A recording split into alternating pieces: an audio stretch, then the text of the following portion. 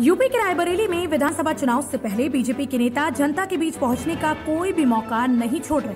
विधानसभा चुनाव से पहले जनता को विकास की सौगात देने के लिए प्रदेश के डिप्टी सीएम केशव प्रसाद मौर्य आज रायबरेली के गोपाल सरस्वती विद्यालय पहुंचे, जहां उन्होंने 225 करोड़ रुपए की विकास योजनाओं का लोकार्पण और शिलान्यास किया। भारी बारिश के बीच लगभग 1.5 घंटे देर से पहुंचे केशव प्रसाद मौर्य का जिले के पदाधिकारियों ने जोरदार स्वागत किया। डिप्टी सीएम केशव प्रसाद मौर्य के साथ बीजेपी के विधायक और एमएलसी मौजूद थे। मंच से बोलते हुए डिप्टी सीएम केशव प्रसाद मौर्य ने अपनी सरकार द्वारा किए जा रहे विकास कार्यों का जमकर बखान किया और बताया कि उत्तर प्रदेश विकास के मामले में नंबर 1 है। पत्रकारों से बातचीत में डिप्टी सीएम ने बताया कि 165 करोड़ की लागत से गंगा नदी पर ऊंचाहार और खागा के एक पुल, जबकि दूसरा किठौरा और रालपुर के बीच बनने वाले दूसरे पुल का शिलान्यास किया गया है। साथ ही नसीराबाद क्षेत्र में सई नदी पर भी एक पुल बनाया जाएगा। इसके साथ ही केशव प्रसाद मौर्य ने दावा किया कि 2022 के विधानसभा चुनाव में रायबरेली की सभी 6 सीटें बीजेपी के खाते में जाएंगी और इस बार भी बीजेपी 300 से ज्यादा सीटें लाकर प्रदेश में अपनी सरकार बनाएगी। प्रियंका गांधी के हालिया प्रदेश दौरे पर निशाना साधते हुए केशव प्रसाद मौर्य ने कहा कि प्रदेश में कांग्रेस का अस्तित्व नहीं है। 2019 में भी प्रियंका के दौरे किए हुए थे। 2019 में भी प्रियंका ने दौरे किए थे और उसका परिणाम सबके सामने है। अखिलेश यादव द्वारा बीजेपी पर दिए गए बयान पर निशाना साधते हुए केशव प्रसाद मौर्य ने कहा कि उन्हें अपनी पार्टी का चुनाव निशान बदलकर AK-47 कर लेना चाहिए। वहीं कुशीनगर में अखिलेश यादव द्वारा दिए गए बयान पर तंज कसते हुए केशव प्रसाद मौर्य ने कहा कि अखिलेश को दृष्टि दोष है। अखबार में प्रदेश सरकार द्वारा दिए गए विज्ञापन पर उठे घमासान पर डिप्टी सीएम केशव प्रसाद मौर्य ने इसे सूचना विभाग की लापरवाही बताया। भी अधिक लागत के अभी सई नदी पर हमारे पूर्व साथी नहीं रहे स्वर्गीय दल बहादुर जी, उन्होंने भी मांग की थी और अभी हमारी केंद्रीय मंत्री और अमेठी की लोकप्रिय सांसद आदरणीय दीदी स्मृति ईरानी जी ने भी हमसे कहा कि ये पुल बनना है, उसकी अभी हमने घोषणा की और शीघ्र कार्रवाई करने का निर्देश दिया।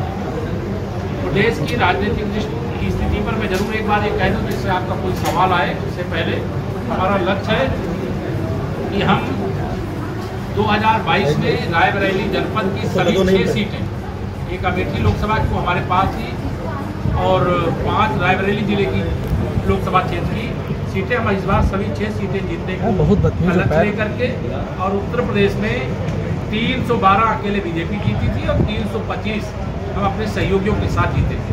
फिर उतनी ही सीटें या उससे भी अधिक सीटें जीत करके उत्तर प्रदेश में सरकार बनाएंगे।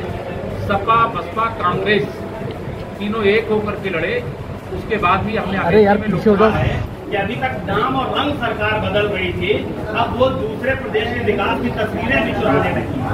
मेरे कहता कोई सूचना विभाग के किसी अधिकारी की लापरवाही से ऐसा हुआ है, हमें दूसरे की किसी की कोई तस्वीर चुराने की आवश्यकता नहीं है। हमने उत्तर प्रदेश की तस्वीर बदली है और हमारा प्रयास है कि हम उत्तर प्रदेश उप मुख्यमंत्री 6 की 6 सीटों को जीतने 6 की 6 सीटों को जीतने का दावा कर रहे हैं आप। यहाँ पे 500 कुर्सियाँ खाली रह गई हैं। वर्षा में खाली रह सकती है, इसमें कौन बड़ी बात है।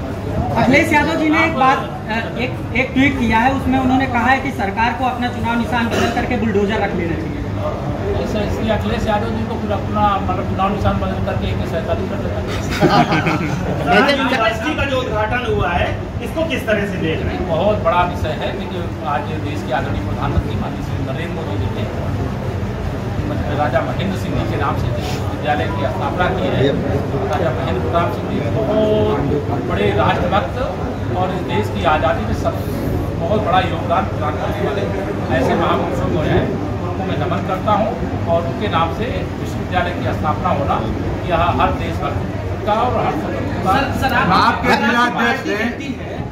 आपके जिलाध्यक्ष ने कहा कि आरोप एक मिनट सबका साथ होता है, मन से कहते हैं अब्बा जान की बात, तो क्या ये ध्रुवीकरण की बात नहीं है? क्या ध्रुवीकरण की बात है? अगर कोई ऐसी बात कह दिए तो अगर किसी को नहीं स्वीकार है, हम तो विश्व हिंदू परिषद से चल करके आए, राष्ट्रीय स्वयंसेवक संघ के स्वयंसेवक हैं, उनको जब मौलाना मुलायम सिंह जी कहा जाता था तब उनको खुशी होती थी।